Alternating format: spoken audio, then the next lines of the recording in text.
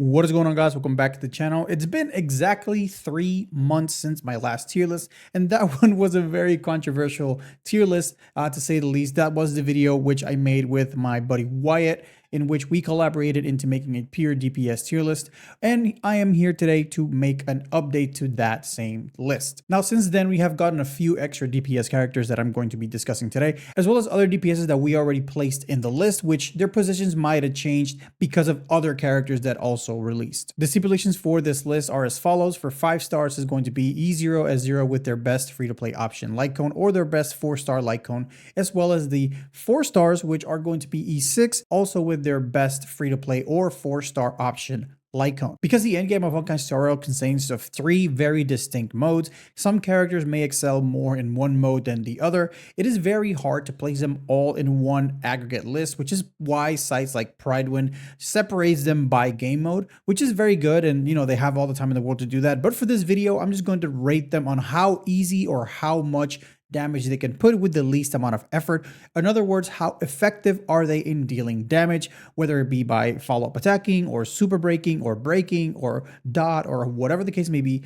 It's just how easy it is for them to put out damage. Maybe I didn't explain that in my previous tier list, but that's pretty much what we were going with or going for. So if you enjoy this type of content, let me know by liking the video, leaving a comment in the comment section below, and consider subscribing to the channel. But before we move on to the video, I want to give a huge thanks to this video sponsor, Marvel Strike Force. Marvel Strike Force is an exciting squad-based RPG in which you can team up with tons of heroes and villains from the Marvel universe to battle iconic enemies in epic combat with endless team combinations and strategic gameplay. It has a variety of game modes ranging from solo campaign to alliance raids and PvP, and with over 200 heroes and villains from the Marvel universe, you can make the perfect team to strategize for every battle. Synergy and team composition, as I touched earlier, is probably the biggest part of Marvel Strike Force, and if you build your teams correctly, you will be able to take out teams that are way stronger than you and progress to the top of the leaderboards. Click the link in the description to download Marvel Strike Force and receive the character Agatha Harkness from the highly anticipated show Agatha All Along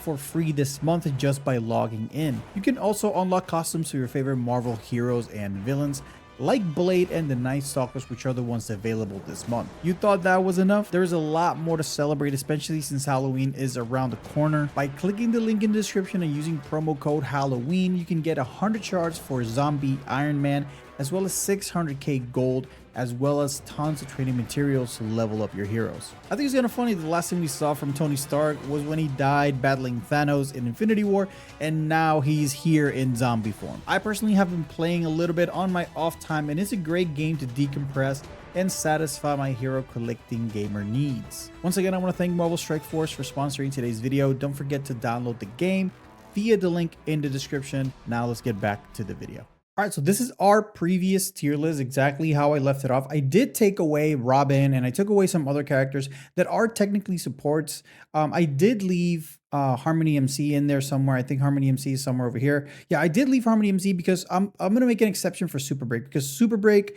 it is a way of dealing damage, and a character can be good and can be bad at dealing super break damage. I did take away Robin from the list. She was in the previous list, not on this one, because even though she does deal damage herself, it really depends on the team you put her in. So you can put her on a team where they just follow up, attack, follow up, attack, follow up, attack, non-stop, and then she'll deal a lot of damage. Or you can put her on whatever team, like let's say an Acheron team where they don't follow up attack as much and she won't deal as much damage. So I'm just going to take her off completely. But in a super break team, Lingsha, for example, is going to deal the same damage. Harmony MC is going to deal the same damage.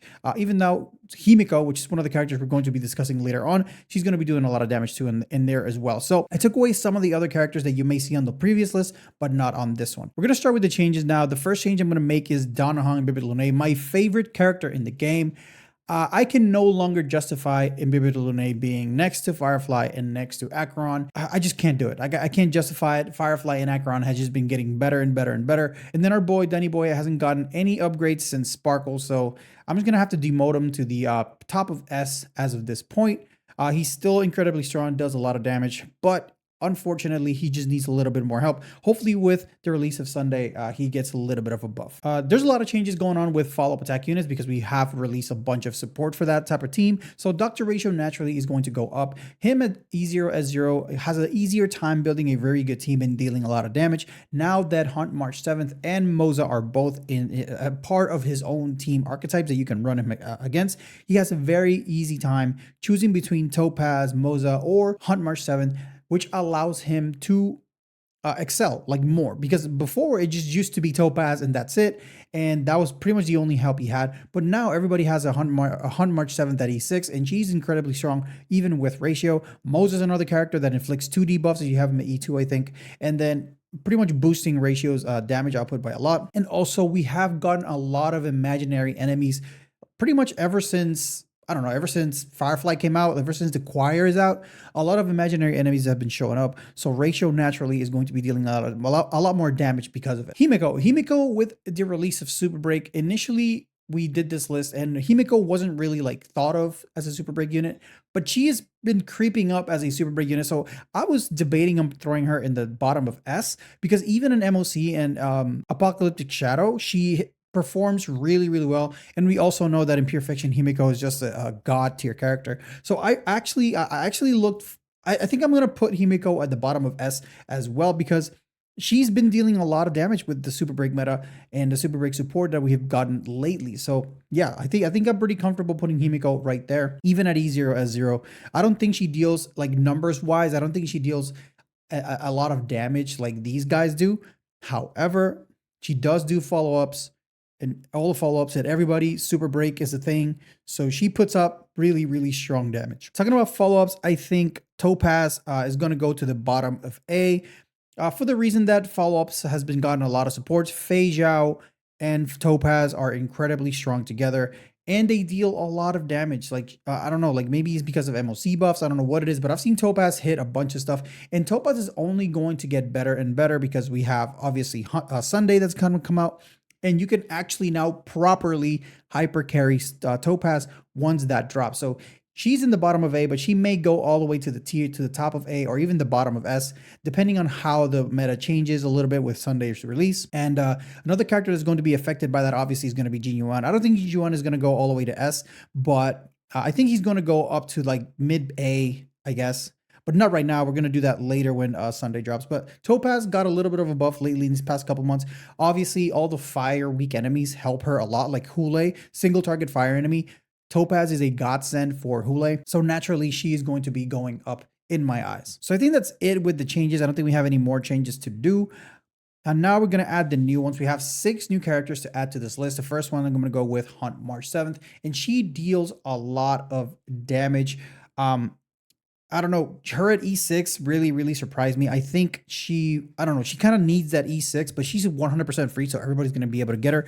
But once you get her to E6 and you pair her up in a team that can buff her damage even a little bit, once you get that supercharged, like 8-hit enhanced basic attack, then that slaps for 250k, you're like, whoa, like where did that come from? Yeah, March becomes a really, really strong character, and I think she warrants either to be at the top of A or the bottom of S. I don't know exactly, but because she is in one of the best teams in the game with Feixiao, I think she warrants being here in the bottom of S. She's very, very good, like an insanely strong character. She is pretty much the second best free-to-play character in the game, the first one being Harmony MC, of course. And just March 7th, just doing a lot of damage. She does a lot for the team. She provides speed. She provides break effect. She deals a lot of damage. She deals a lot of toughness damage. So she's very versatile. She's one of my favorite characters by far in the game. Very, very good, very, very great character here. So if we are going to rate her in Apocalyptic Shadow or MOC, I think she warrants the S. But because of Pure Fiction is a thing. I haven't really seen this on Pure Fiction at all, but I'm pretty sure you could run this. Like if you run her and, for example, Yunli, those are a really, really good combo, even for Pure Fiction, because Yunli can like get rid of that. Like Yunli can make it work because of her counters, and then her launching and picking off like the extra ads that survive here and there. She can work in pure fiction for sure, but she really wasn't designed for it. She's more of a single target type of character. But even then, I think she warrants either the bottom of A because she does more damage than Luca. I think she's better than Misha. Zila, I think she has more uses than Zila for sure. Jingliu, poor Jingliu, I'm sorry. But Topaz, I don't know. Like, if I have Hunt March here, why would I have Topaz? I think I'm going to move Topaz over here. I think I'm going to move Topaz to the top of A, and then Hunt March, I'm just going to leave him like here because I do think, I don't know. Maybe we can keep them both there. Maybe we can keep Topaz in A and then Hunt March right next to Topaz. I think that's pretty fair. All right, next up we got Yunli. Yunli is incredible. A lot of people slept on Yunli the same way they slept on Argenti, the same way they slept on Jade. Yunli is incredible. Like, because of her playstyle, she is not like that typical hyper carry, just put it on auto and like let it work. You really have to know what you're doing when you're playing with Yunli, but she deals a lot of damage. I have my Yunli at E0 as 0, and I've done 500,000, 400,000 damage counters like back to back pretty much with Yunli. So she deals a lot of damage, especially if you pair up in a decent team. Let's say you have Robin, you have Zhao Xiao, or you have like even with Ruan Mei, like you don't even need Robin. Like Ruan Mei, Zhao Xiao, and somebody else like March 7th, you can deal 500k damage. I think I have a video on that actually. So I think Yunli will go on the top of S. It pains me to put Yunli before my homie Dunheim Bibelune, but Yunli is really strong. Even at E0 S0, like again, that's how I have her. I don't have her light cone, I don't have her Eidolons, and she is very strong. Very strong. All right, next up we got Moze, and he's incredible. He's one of my favorite 4-stars in the game. His design looks cool, his animations look sick, and he actually deals a lot of damage. Like if you were to hyper carry Moze, he is going to deal 200, 300k thousand damage. He's very good. If you were to use him as a support for a Feixiao team or for a Dr. Ratio team, he's still putting up 100k damage. So I would like to put Moze like before all of these. But the thing is that if we are going to judge like damage amplification for Topaz versus Moze, Topaz is better. And then I think Moze does more damage than Hunt March. But Hunt March is free. So I don't know. Like when it comes to just damage, like pure damage, I think Moze goes over here, because he deals more damage than both of them. However, like you do need the E6 for that to be the case. And yeah, he is E6 in this list, so I guess we can put him at the top of A. But these 3 characters right here, they're all being judged in either a Dr. Ratio team or a Feixiao team. And in either of those teams, you can pretty much mix and match them. You can put them however you want. Whoever you think is first is first. Like I really could care less. These 3 characters are pretty much interchangeable. If you have E1 Topaz, I would say that she's by far better than both of them. But at E0 S0 Topaz and E6 S0 Moze and E6 S0 March, I think they're pretty even. So that's really good for every free-to-play player. So I think this is fair having them 3 pretty much in an interchangeable spot here. All right, next up we got Feixiao, and unfortunately, I think I'm gonna put Feixiao on the bottom of A. Yeah, yeah, bottom of S. I think I'm gonna put Feixiao at the bottom of S because. Gotcha. Nah, she's crazy. She's crazy. She goes on triple S. Like, what do you mean? She's the only a follow-up attack character that I can sincerely say exceeded my expectations. I love her kit. She does a lot of damage. She was super easy to just get going. Like, you have so many options. If you pulled for Topaz a year ago, you have Topaz. If you didn't pull for Topaz and you pulled for her, you probably have Moze.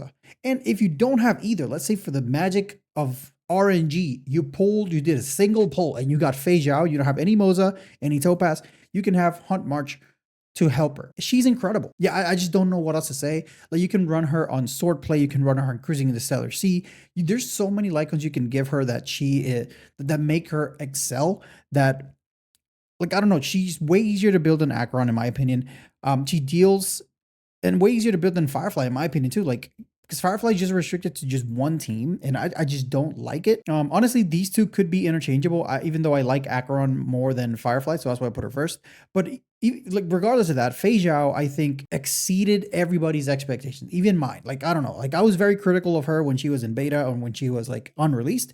But when she came out and I got her on my account, E0 S0, I put her on my set, and she was hitting for 300k at E0 S0, I was like, nah, you know, like, that's why I had to make a whole video of, like, I was wrong about Feixiao, because I was wrong about Feixiao. And yeah, I'm glad that I got her. I got the Lycon as well.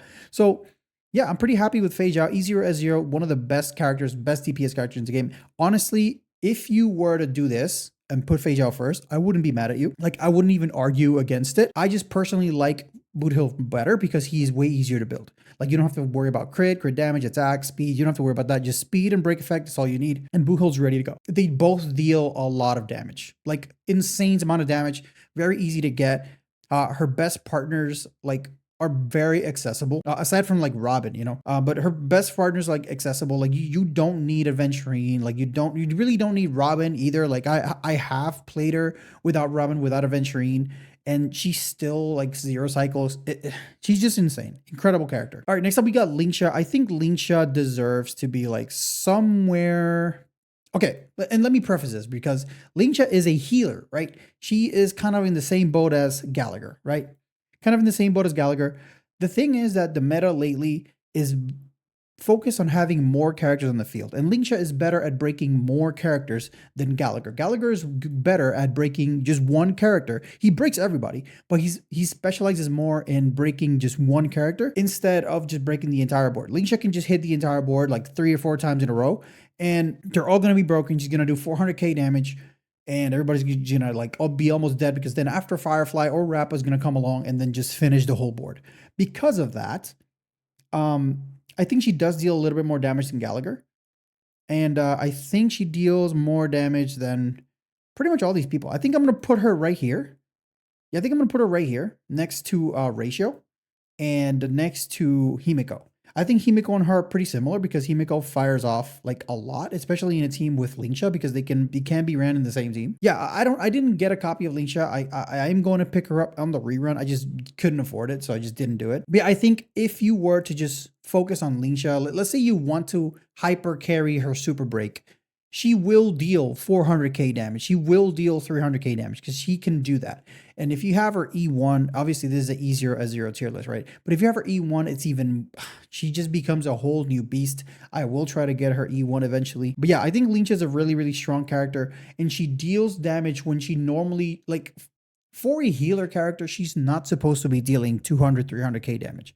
But she is, same way as Gallagher, but I think Lingsha is more consistent in it. Like I've said before, I think Lingsha is just a better version of Gallagher. I just didn't think she was that worth it, but now I kind of like want to get her just because, you know. And then finally we have Rappa. Because Rappa is a super break character, she's also imaginary. All the enemies that I've been coming out of all been weak to fire and imaginary. So you can see all the fire and imaginary characters are all towards the top. I think she deserves to be right here next to Firefly. If you want to do this, I wouldn't be too mad. The only thing that I don't like about Rappa is that she doesn't have the implantation for imaginary, right? If she had that, she would probably be like here or even here, but she doesn't. So it is what it is. I'm going to put her at double S because she does deal a lot of damage and is really easy to deal the damage. Like, she doesn't have to do the breaking herself. Remember, she can have, let's say the stage is weak to fire, but not imaginary. You can have Lingsha or Himeko break the enemies, and then Lingsha can just come along and then super break them to the Shadow Realm. It's incredibly easy to deal with damage with her. All you need is speed and break effect, maybe a little bit of attack if you want to maximize your vulnerability, which is another thing that puts her above the rest because she has built-in vulnerability. She has a built-in 10% damage increase just because of having attack. Yeah, she's incredibly strong. I really like her. I didn't think she was going to be this good. I actually thought that she was going to be like somewhere over here or like maybe down here. But honestly, even in MOC, even in Apocalyptic Shadow, and obviously in Pure Fiction, she deals a lot of damage. I don't know if it's like just because of the buffs or because the enemies are all weak to imaginary now. Lately, or not lately, since she came out, she has been rolling. Like, she can 2 or 3 cycle Hule, which is a character that she's pretty much her worst character, because even though he is weak to imaginary, he has the biggest toughness bar you could ever think of. So it takes her a while to break the toughness bar, but once she does, Hule just pretty much dies or just never takes another turn because you get to delay him so much that he just vanishes forever, you know? I'm actually very surprised with Rappa. So that's gonna be the end of my tier list. Let me know what you guys think in the comment section below. Was this a W? Was this an L tier list? And you guys already know what I'm going to do now. Once we're done with the tier list, I'm going to move things around. I'm gonna put Imbibulune over here. I'm gonna put Feixiao down here. I'm gonna put Rappa up here. I'm gonna put Moze up here. And yeah, this is why Feixiao is, I don't think she deserves the triple S, because of the things that I just outlined the past 5 minutes that I've been ranting about Feixiao. I think she actually deserves B over, I mean, I wouldn't argue if it was S, but I think I'm going to leave her at the bottom of double S. Let me know what you guys think in the comment section below. And until next time, guys, see ya.